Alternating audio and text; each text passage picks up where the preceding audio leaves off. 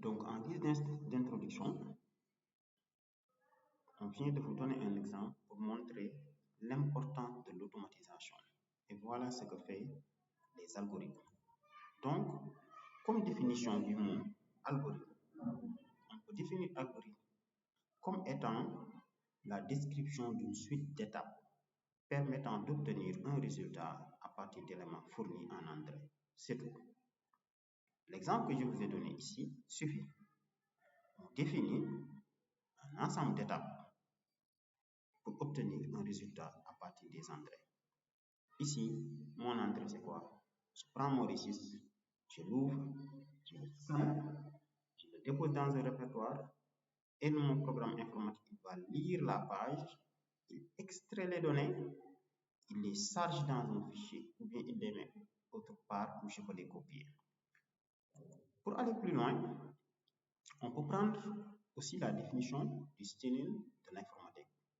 Donc, c'est le Comité national de l'informatique et des libertés en France, donc un peu l'équivalent de la CDP au Sénégal, la Commission de protection des données personnelles, tout ça. Vous voyez, ils définissent un algorithme comme étant la description d'une suite d'étapes, comme on vient de le dire, permettant d'obtenir des résultats à partir d'un élément fourni en entrée. Par exemple, prendre un autre exemple, une recette de cuisine et un algorithme permettant d'obtenir un plat et ses ingrédients. Maintenant, on va voir encore plus en détail. Dans un monde maintenant de plus en plus informatisé, numérisé, dans lequel nous évoluons, les algorithmes mathématiques permettent de combiner les informations les plus diverses pour produire une grande variété de résultats, comme simuler l'évolution de la propagande, de la grippe en hiver, recommander des livres à un client, ainsi de suite. Bon, énormément d'autres exemples. Maintenant, pour qu'un algorithme puisse être mis en œuvre par un ordinateur, il faut qu'il soit exprimé dans un langage informatique, sous la forme d'un logiciel, souvent appelé aussi application. Un logiciel donc combine en général de nombreux algorithmes pour la saisie, le calcul des résultats, leur affichage jusqu'à la fin. Certains algorithmes ont été conçus de sorte que leur comportement évolue dans le temps en fonction des données. Ces algorithmes auto-apprennent. Du coup, cela relève du domaine de recherche de l'intelligence artificielle. Donc tout ça, on y reviendra. Ils sont utilisés aussi dans un nombre croissant de domaines, pratiquement dans énormément de domaines. Mais pour vous aider à mieux comprendre tout ce qu'on vient de dire, voici d'autres exemples. Vous utilisez tous les GAP le plus souvent. GAP, c'est guichet automatique de banque. Autrefois, pour retirer de l'argent au niveau des banques, il fallait toujours aller à la caisse, attendre son rang, dire combien tu retires, lui il regarde dans ton compte, est-ce qu'il y a suffisamment d'argent, tout ça. Alors qu'aujourd'hui, à n'importe quelle heure, si la banque dispose d'un GAP, on peut retirer de l'argent parce qu'il y a des algorithmes derrière. Et si vous vous souvenez, c'est ce que je vous disais là. Les banques ont pu automatiser la distribution de l'argent aux gens qui ont bien sûr de l'argent dans leur compte. Donc, l'automatisation de ces tâches-là a permis à la banque de réduire ses coûts et d'avoir un service encore plus performant. Autrefois, ou bien aujourd'hui dans les banques qui n'ont pas de GAP, vous ne pouvez retirer de l'argent que les jours ouvrables et quand ils sont sur place. Alors qu'avec les GAP, parce qu'on a utilisé des algorithmes, on n'a plus besoin de tout ça. Tu viens, le GAP te demande de mettre ta carte, il vérifie est-ce que ta carte est en règle, et ainsi de suite. Bon, la procédure est assez longue et ça revient à la définition là.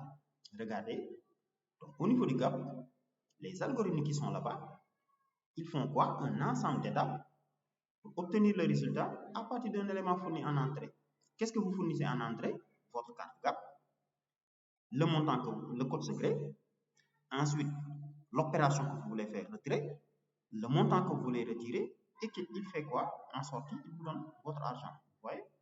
Donc, le résultat, il te donne ton argent.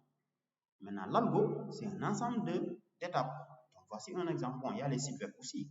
Chaque fois que tu cliques dans un lien, il ne te montre que les données spécifiques à ce lien où vous avez cliqué, les plateformes de réservation des avions, quand vous utilisez un compteur pour payer votre électricité, les distributeurs de boissons, les moteurs de recherche. Il y a énormément de secteurs. Bon, maintenant, comme je vous l'ai dit, n'oubliez pas d'aimer notre page, on continue.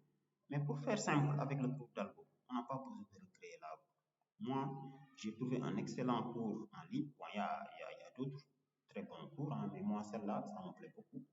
Ça s'appelle Cours d'algo et de programmation, écrit par Cécile Balkanski et Nelly Betsimon Gérard tel. Et le cours est là. Donc, c'est un cours que je trouve très bien disponible sur le net. Je vais vous mettre le lien de description. Donc, je vais vous mettre le lien. Maintenant, l'avantage de notre vidéo, nous, parce que souvent, lire le cours seulement ne suffit pas. Ça te donne quelques notions et ça te prend du temps. Mais nous, on te synthétise en te donnant des exemples concrets. Donc là, on a jugé nécessaire de ne pas être là à recréer le cours, mais on a trouvé un cours sur le net qu'on vous donne. C'est un cours d'accès libre mis en place par Marie-Agnès Peral Di Frati. Donc, maître de conférence en informatique. Au moment où il produisait ce document, c'est 2013, c'est depuis 10 ans, déjà 10 ans. Bon, il a écrit d'autres livres que je vous recommande aussi pour comprendre les algos. Bon, il a donné l'objectif de son cours, c'est un peu le même objectif que nous, donc c'est de comprendre, d'avoir les notions de base en algorithme, je viens de le faire avec vous, comprendre c'est quoi les types de données et les liens avec la machine, les notions de sous-programme, le nommage des variables, les structures algorithmiques, et ainsi de suite. Et comme j'ai dit, si vous décidez de faire carrière dans l'ingénierie logicielle, dans l'informatique, il faut comprendre les algos. Vraiment, il faut comprendre les algos. Donc, c'est ce qu'il vous explique ici. Et le cours là, si vous le maîtrisez, pour l'appliquer dans d'autres langages, après, c'est juste un léger changement. Juste la syntaxe qui change. Bon, l'implémentation des algos, l'introduction aux tests unitaires, l'histoire de boîte noire, les algorithmes fondamentaux de recherche d'un élément, le parcours, les grilles, avoir une première notion de performance des algorithmes utilisés. Donc, ce cours commence par les notions de base. C'est là.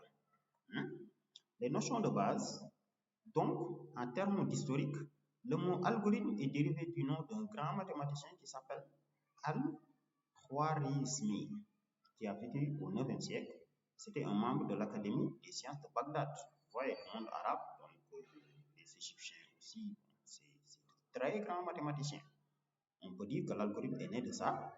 Et un algorithme prend des données en entrée, exprime un traitement particulier et fournit des données en sortie. Un programme maintenant, c'est une série d'instructions pouvant s'exécuter en séquence ou en parallèle qui réalise et implémente un algo. Donc, c'est comme si on fait faire du travail à l'ordinateur. Comprenez que les ordinateurs, ils ne connaissent rien à part ce qu'on leur demande. Moi maintenant, il y a une partie du travail que je suis en train de faire, que je répète, j'essaie d'automatiser ça et de dire à l'ordinateur de faire ça à ma place, comme le GAP. Le GAP aujourd'hui, il distribue de l'argent comme le caissier. Seulement, on utilise des algorithmes. Donc, c'est ce qu'on vous explique ici. Donc, voici la définition, l'historique des algos, leur naissance, la définition d'un algo et la définition d'un programme. Maintenant, pourquoi un algo? Ça, j'en ai déjà parlé, mais ce cours aussi vous donne encore plus d'informations. Pour obtenir de la machine qu'elle effectue un travail à notre place, le problème c'est qu'il faut expliquer à la machine comment elle doit s'y prendre, n'est-ce pas? Donc, en besoin, il faut savoir comment expliquer son raisonnement, comment formaliser son raisonnement, comment concevoir son algo. Moi, depuis 14 ans, 15 ans, je travaille tous les jours sur des algos. Je suis ingénieur informaticien. Et je me souviens quand on était à l'université, l'exemple que nous donnait notre professeur d'algo, l'algo c'est une matière que j'aimais bien, j'étais bien dans l'algo aussi. D'ailleurs, c'est ce qui m'a poussé à me spécialiser en informatique. Mais notre professeur, M. David Célestin Faye, que je salue de passage, je me souviens, disait que l'algorithme, avant de parler d'algorithme, il faut que tu puisses savoir résoudre le problème toi-même. Par exemple, si tu veux qu'un algo te calcule les résultats d'une équation, il faut que toi-même tu puisses résoudre cette équation d'abord. Tu le résous, tu le mets en séquence et tu l'automatises. Et c'est ce qu'on dit ici. Il faut que tu saches expliciter ton raisonnement, savoir formaliser ton raisonnement et là tu conçois ton algo. Mais ne pense pas que l'algo va venir automatiquement faire le travail pour vous. Non, non. Donc aujourd'hui, même l'intelligence artificielle dont vous entendez parler, les machine learning, tout ça, c'est parce qu'on apprend à la machine de faire. C'est ça la robotisation. Donc, le robot ne vient pas de ex nihilo pour faire du travail, mais on applique tout ça. Donc, on sait expliciter son raisonnement, formaliser son raisonnement et on conçoit nos algorithmes. Donc, l'algorithmique maintenant, c'est savoir expliquer comment faire un travail sans la moindre ambiguïté. Évidemment, dans un langage simple, c'est des instructions élémentaires, pas à pas et pas trop élémentaires. C'est une suite finie d'actions à entreprendre en respectant une chronologie imposée. Donc, l'écriture algorithmique, c'est un travail de programmation à visée universelle. Et donc, un algo ne dépend pas du langage. Ah oui, ça, je vous l'ai dit. Un algorithme ne dépend pas du langage dans lequel il est implémenté, ni de la machine qui exécute le programme correspondant, mais de toi-même qui conçoit l'algo. Voici un exemple. On veut une recette de cuisine. La notice de montage de meubles en kit, c'est un autre exemple. Et côté mathématique, voici un autre exemple d'algo. Problème, résoudre l'équation 3n plus 1. Élémentaire mais redoutable, parce que si n est pair, on divise par 2. Si n est impair, on multiplie par 3, on ajoute 1. Est-il vrai que l'on finira tôt ou tard par tomber sur 1, et de suite, je ne sais pas. Voici des exemples d'algorithmes, c'est-à-dire produire la recette d'une cuisine. La notice de montage d'un meuble en kit. Résoudre le problème là. Vous voyez? Maintenant, il vous donne l'exemple d'une recette. Il faut beaucoup d'étapes. C'est ça un algo. Il faut que toi-même tu maîtrises d'abord les étapes avant de pouvoir penser à l'automatiser. Maintenant, les problèmes fondamentaux en algorithme, c'est surtout la complexité. En combien de temps un algorithme va-t-il atteindre le résultat escompté? De quel espace a-t-il besoin? La calculabilité, existe des tâches pour lesquelles il n'y a aucun algo, ainsi de suite, correction. Je vous ai donné aussi l'exemple de tout à l'heure, je vous ai donné l'exemple de, comment dirais-je, l'exemple de la GAP. Aujourd'hui, pour que la GAP puisse fonctionner en tant qu'exemple d'algorithme, c'est pas que les gens de la banque se mettent comme ça, non. Il a fallu que les gens schématisent ça. Donc, comme on vous l'explique ici, tout dépend de la complexité, de la calculabilité et des corrections.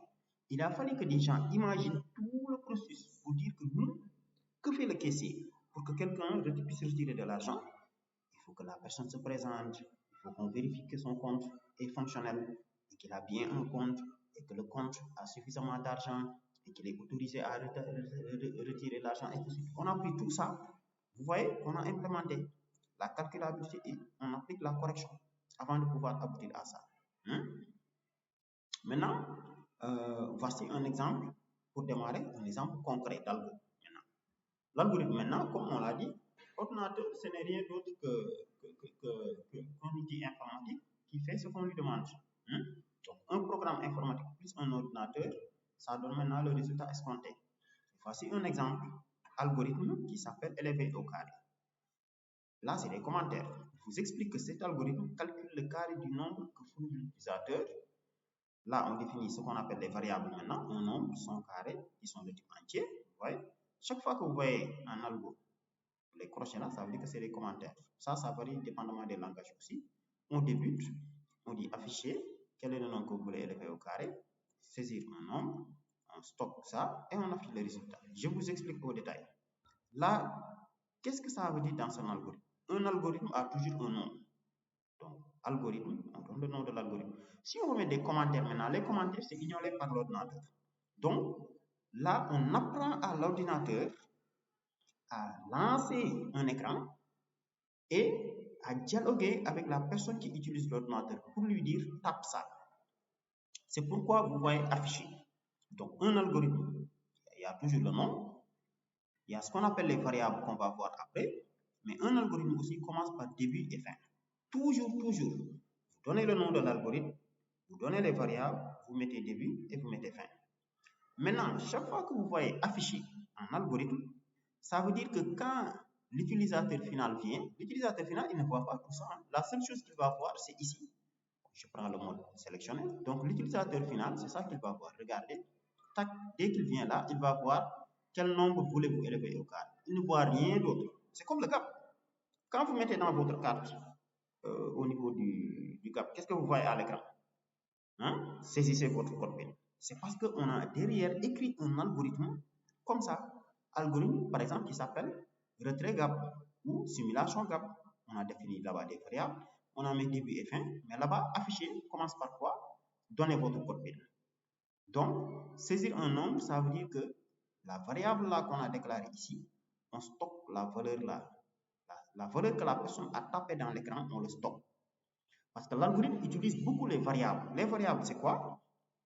C'est un élément, c'est une variable, comme on l'a vu, une variable en mathématiques, comme on le connaît. Maintenant, dans une variable, on peut faire des calculs. Parce que x, c'est une variable qui peut prendre n'importe quelle valeur. X est différent de 2. Quand tu dis 2, là, c'est une constante. Et quand tu stockes quelque chose dans x maintenant, tu peux faire des calculs, ainsi de suite. Et vous voyez, il saisit donc dans cette variable-là le nombre que l'utilisateur a saisi à l'écran. Il calcule le carré. Vous voyez, à partir du nombre-là, on le multiplie par 2, on stocke le carré, et il va afficher ça à l'écran.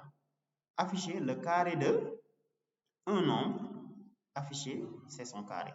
Vous voyez, chaque fois que vous voyez affiché, dites-vous que c'est quelque chose qui sort à l'écran. Et donc, je ne sais pas, mais là, je peux vous dire qu'aujourd'hui, si cet algorithme-là est implémenté dans un ordinateur, dès que l'utilisateur lance l'algorithme, je fais une petite simulation pour vous, voilà ce qui va sortir. Exactement ça, regardez. Donc, je peux faire une capture d'écran, je le colle. Je reviens dans Paint.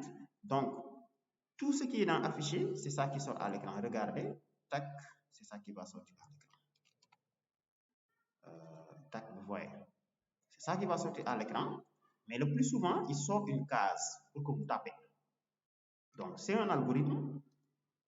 Ça fait une application dans son téléphone. Hein, pour que dès que tu double-cliques, l'application s'ouvre. Mais voilà ce qu'il va dire, premier message. Tac, quel est le nombre que vous voulez élever au carré? Supposons maintenant, moi, je tape 25. Vous voyez, ça c'est moi qui le tape. Hein? Dès que je tape 25, vu que l'algo a fait tout ce traitement-là, donc à l'écran, il va m'afficher ça. Regardez. Bon. Après maintenant, il y a ce qu'on appelle les histoires de code. Tac, tac. Donc, on peut effacer l'écran, hein, comme on peut le laisser. Le carré de, puisqu'il a récupéré lui le nombre que j'ai tapé, donc il va m'afficher ça, le carré de 25 et il me donne le carré. 25 au carré. Moi, je pense que c'est 225. Tac. 25 fois 25. 15, 625. Donc, il va nous afficher 15, 625. Et voilà ce que fait notre algorithme. Le carré de 25. OK. Et c'est comme ça que l'ordinateur va me l'afficher à l'écran. Tac. Parce que vous voyez, il a mis C. Donc, c'est le texte C qui sort. Tac. Je le déplace. Tac, tac, tac, tac, tac. Tac. Et hop, voilà le résultat de l'algorithme. Donc, l'utilisateur final, voilà ce qu'il voit à l'écran. Donc, avec cet algorithme-là, on a enseigné à l'ordinateur comment se comporter si quelqu'un lance notre application. Ça peut être sur un téléphone, ça peut être sur un ordinateur, ça peut être sur une machine, hein, comme un GAP, comme un distributeur automatique, comme un écran interactif, un écran actif, où dès que tu cliques, il sort ça. Mais comme je vous dis, d'abord, c'est ça qui sort. Dès que tu lances l'écran, il sort ça. Quel est le nombre que vous voulez élever au carré? Et quel que soit le nombre que vous tapez, il vous écrit le carré de le nombre que vous avez tapé. Donc là, comprenez que c'est bien le nombre qu'on a tapé. Hein? Attention. Si j'avais tapé 2 ici, là, c'est 2 qui allait s'afficher. Et il va afficher et C, il aura calculé. Et vous voyez, là, bon, je peux continuer la même simulation avec vous. Hein? Regardez, je peux continuer la même simulation. Là, si j'avais tapé 3, moi, l'utilisateur final, parce que l'écran, ça ne change jamais. Quel est le nombre que vous voulez élever au carré? Supposons que j'avais tapé 3, il allait m'afficher le carré de 3 et à la ligne, il met 9. Il met 9. Et voici un algorithme. C'est parce que, comme on vous le dit dans le cours, le gars qui a écrit l'algorithme, là, c'est des commentaires que l'ordinateur va ignorer. L'ordinateur ne va pas tenir compte de tout ça, les trucs entre crochets. Mais l'ordinateur, qu'est-ce qu'il fait? Il récupère le nombre que tu as tapé toi, il vous affiche d'abord de vous demander le nombre, ensuite il affiche le carré du nombre que tu as tapé. Mais là, notre algorithme là, en simulant notre algorithme marche, c'est parce que moi, je sais comment calculer un carré. Mais si je m'étais trompé, regardez ici, si j'avais mis un nombre plus 2, donc j'aurais faussé le calcul d'un carré. Et là, l'algorithme ne marcherait jamais. Mais le problème dans ce cas, ce n'est pas l'algorithme, mais c'est celui qui l'a implémenté. Imaginez, tac, je peux faire comme ça, regardez, au lieu de faire, parce que carré de x, c'est x fois x. Au lieu de faire x fois x, imaginez si j'avais fait x, je ne sais pas moi, plus 12. X plus 12. Ok, je vais enlever le 3. Là, je vais mettre à 18. Ok. Imaginez si j'avais mis son carré égale nombre plus 12. Donc, dans ce cas, quand je viens là, ça allait fonctionner. Là, il n'y aurait pas de problème. Il va me dire, donnez le nombre que vous voulez élever au carré. Supposons que je donne le 3. D'accord? Il allait m'afficher le carré de 3 et il n'y a pas de problème. D'accord? Mais quand on vient là, il n'allait pas m'afficher 6. Il allait m'afficher 6 plus 12, ça fait 18. Alors que le carré de 6 plus 12, le carré de 3, c'est pas 18. Mais le problème, c'est pas l'algo dans ce cas. C'est moi qui me suis trompé. C'est-à-dire, moi, j'ai faussé mathématiquement comment calculer un carré. Et en algorithme, vous allez entendre parler d'erreur syntaxique et erreur sémantique. Donc là, je viens de faire une erreur sémantique. Parce que la syntaxe, ça marche, il n'y a aucun problème, mais c'est moi qui me suis trompé. Donc ça, c'est ce qu'on appelle les erreurs sémantiques. Là, maintenant, c'est le bon sens, c'est l'intelligence, et ainsi de suite. Vous voyez ce que je veux dire? Alors que là, si j'avais, je sais pas moi, si j'avais enlevé ce texte-là, supposons, si j'avais, je peux le couper. Imaginez si j'avais coupé ce texte-là. Là, l'algorithme me demande un nombre. D'accord, je lui donne un nombre, mais il s'arrête là. Bon, non, ou bien, je vais faire comme ça. Ok. Je vais vous montrer c'est quoi une erreur syntaxique.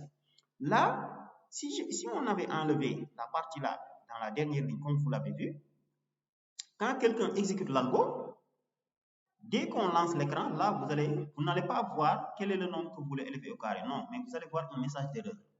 Donc, le message d'erreur là, c'est ça qu'on appelle erreur syntaxique. Erreur syntaxique. Donc, je pense que je vais vous l'ajouter ici. Tac. Donc, bon, le cours en parle certainement, hein, mais erreur en algo. Si vous voyez un programme informatique qui ne marche pas, donc il y a les erreurs syntaxiques et les erreurs sémantiques. Donc, les erreurs syntaxiques, quand vous les voyez, le plus souvent, le programme ne fonctionne pas. C'est quand vous lancez un logiciel et que vous voyez des caractères bizarres, là, les bugs, c'est ce qu'on appelle les bugs. Ou bien non, l'application a cessé de fonctionner, ou l'application ne fonctionne pas, c'est parce qu'il y a une erreur syntaxique. Erreur sémantique maintenant, c'est dans la logique. Donc là, je vous dis que c'est la logique. Il faut le bon sens, correction par bon sens ou connaissance du métier. Ah oui, là maintenant, c'est pas quelque chose que la machine peut corriger pour vous, hein. Ça c'est vous. Donc, erreur dans l'écriture technique de l'algo. Je pourrais le définir comme ça. Là, quand vous faites une erreur syntaxique d'écriture, donc,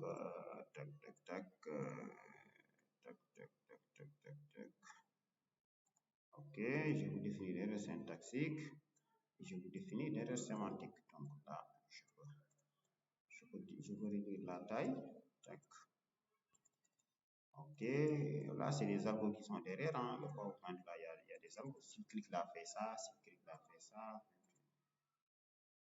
Ok. Je peux augmenter un peu le zoom. Tac. Et vous voyez.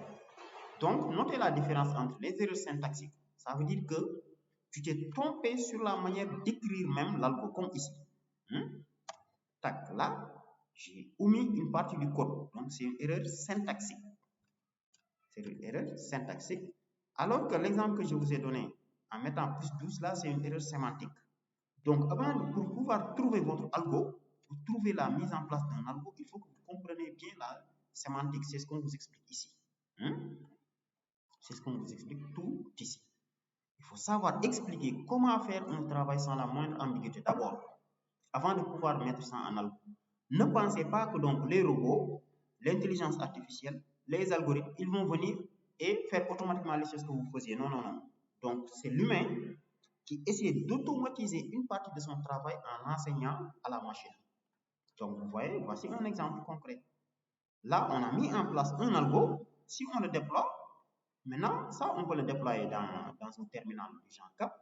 Je peux en faire une application mobile que je vais appeler calcul carré et je vous le donne. Dès que vous double-cliquez sur votre téléphone, toujours ce qu'il va vous sortir d'abord, c'est ça, comme je vous l'ai dit. Tac. Ça, je ne voulais pas fermer, bon, c'est pas grave. Je lance Paint.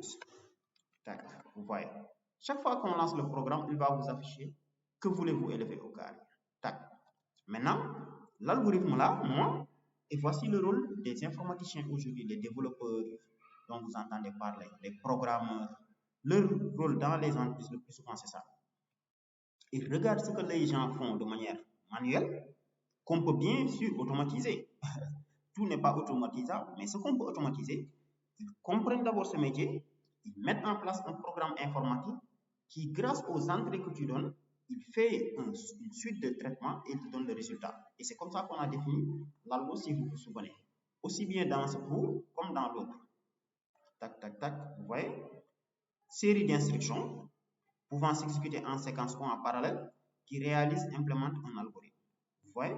Donc, on part toujours des inputs, on fait un ensemble de traitements et on donne un résultat et c'est ça un algo. Et c'est ce qu'on vient de faire ici. Ici, l'input, c'est quoi? C'est le nombre que la personne a tapé. J'ai fait tout un enchaînement et j'ai affiché le résultat. Donc là, on a réussi à mettre en place un programme informatique qui, chaque fois que tu tapes un nombre, il te donne le carré. Maintenant, cet algo, on pouvait l'améliorer.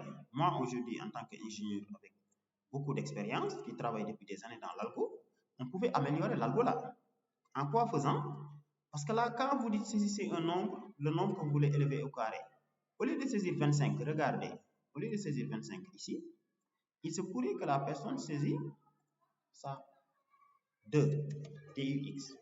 Là, comment vous allez l'élever au carré? Soit on peut afficher un message d'erreur pour lui dire non, vous devez taper un nombre, vous ne devez pas taper un nombre. Ou bien, on convertit le nombre là qu'il a tapé en nombre 2 et on lui affiche le carré. Donc, on aurait dû mettre un contrôle. C'est ce qu'on appelle un contrôle en algorithme. On va le voir aussi. On aurait pu mettre un contrôle pour dire au gars non, il faut taper un nombre.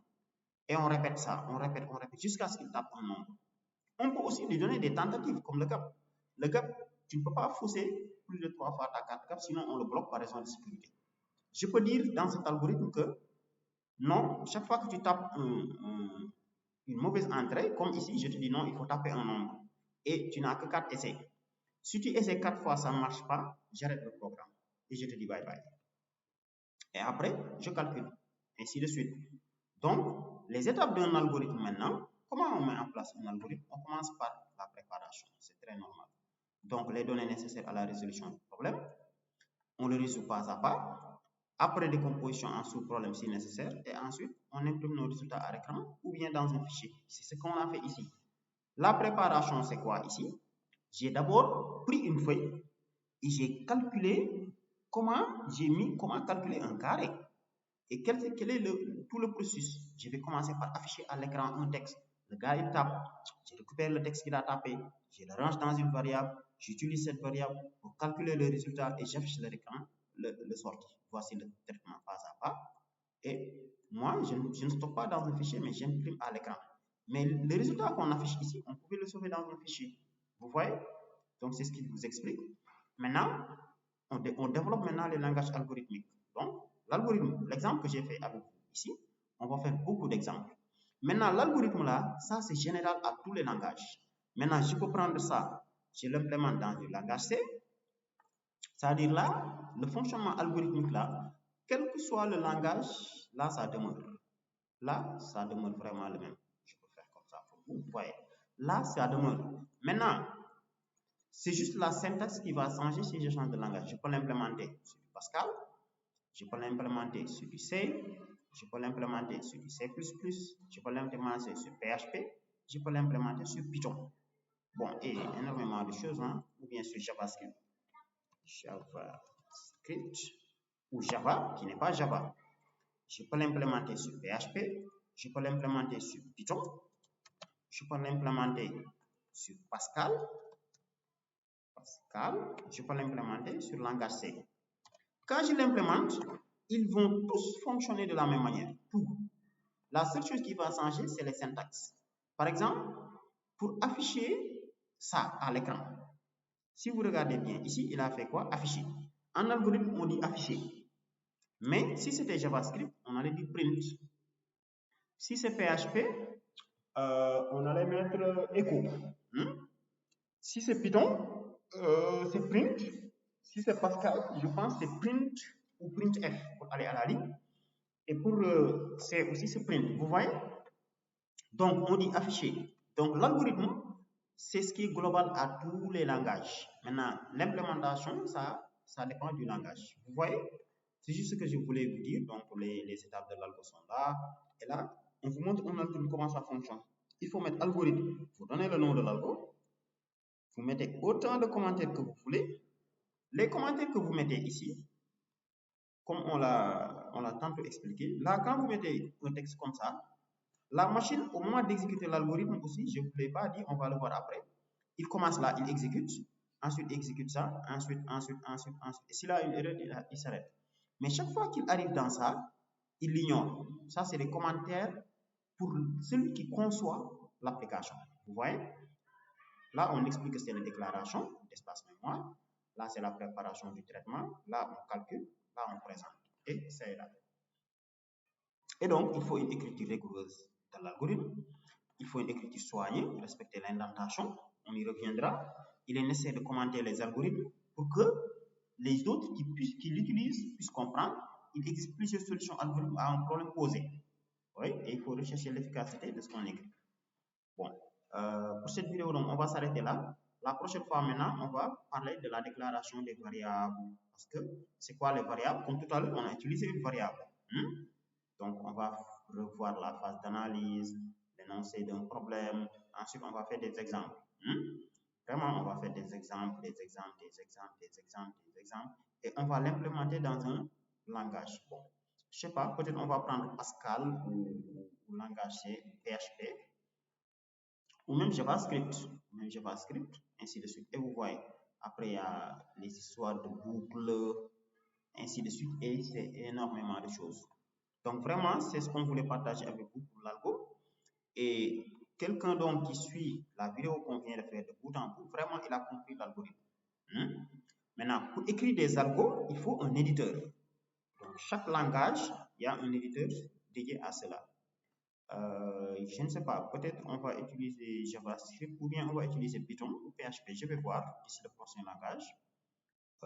Et on va implémenter les algos petit à petit. Donc, avant de finir cette vidéo, comme je vous l'ai dit, merci de vous abonner à notre page. Ok, merci et à la prochaine. Donc, aujourd'hui, c'était la séance 2 pour le cours d'algo. Donc, pour le cours d'algo, on va faire beaucoup de séances. Mais celui qui nous suit étape par étape, il va vraiment comprendre c'est quoi les algos. Il va vraiment avoir les bases en informatique. Donc, si vous êtes un élève ou un étudiant ou un passionné de l'informatique, donc sachez que le cours là, vous le ferez dans le cadre de votre carrière informatique. Donc, nous, on vous l'a anticipé avec des exemples. Si vous regardez, nous, dans cette chaîne, nous enseignons par la pratique. Donc, on ne prend pas un cours comme ça qu'on déroule tac avec la théorie. Non, mais on vous montre tant que faire se peut de la pratique. Et je pense bien que là, vous avez vraiment compris. Maintenant, n'hésitez pas à nous laisser des commentaires. Donc, n'hésitez pas à nous laisser des commentaires sur les vidéos. Nous sommes entièrement à votre disposition. Donc, partagez cette vidéo aussi. Partagez cette vidéo aux passionnés d'informatique, aux étudiants en informatique, aux nouveaux passionnés qui doivent commencer des carrières en informatique, parce que là, ça vous permet d'anticiper. Et prenez une feuille, prenez des notes au fur et à mesure, parce que moi, je pense qu'une chaîne comme la nôtre, vous devez vous abonner. Vous savez pourquoi? Aujourd'hui, si tu pars dans Google, tu tapes cours d'algo. D'accord, tu vas avoir des milliers de cours. Mais vous risquez de vous perdre si vous n'êtes pas initié. Vous allez vous perdre. Voilà, on parle aujourd'hui de ChatGPT. On en fera une vidéo aussi. Il y a tellement de cours, vous ne savez pas où commencer. Nous, on prend tout ça, on vous le résume en quelques minutes. En 40 minutes, on vous résume le cours Talgo et on fait des exemples avec vous pour que vous puissiez avoir la main. Donc, celui qui suit nos cours, on a fait d'abord une séance introductive, c'était la séance 1. Aujourd'hui, on est dans la séance 2. Donc, celui qui suit la séance 3, 4, 5, 6 jusqu'à vers 7, normalement, il aura vraiment compris les algorithmes. Donc, sur ce, on vous dit merci les amis. Abonnez-vous. N'oubliez pas de venir ici. Vous pouvez cliquer dans playlist. Chaque cours, chaque chapitre, chaque cours, on regroupe l'ensemble des chapitres sous forme de séance et on a fait un playlist. Donc, quand tu déroules un playlist, l'avantage c'est que ça tourne comme la programmation web, base de données débutant, SQL Server. Là, on va charger algorithme, on va charger après gestion de projet avec Agile, on va charger un autre sur les frameworks, on va charger un autre sur la science des données, on va charger un sur le web scrapping, on va charger un sur Python, on va charger un sur des applications qui vous permettent de concevoir des plateformes sans écrire du code. On va partager des astuces qui vous permettent de gagner de l'argent, qui vous permettent d'aller encore plus rapide, pour devenir encore plus performant dans votre job. Sur ce, on vous dit merci et bye bye.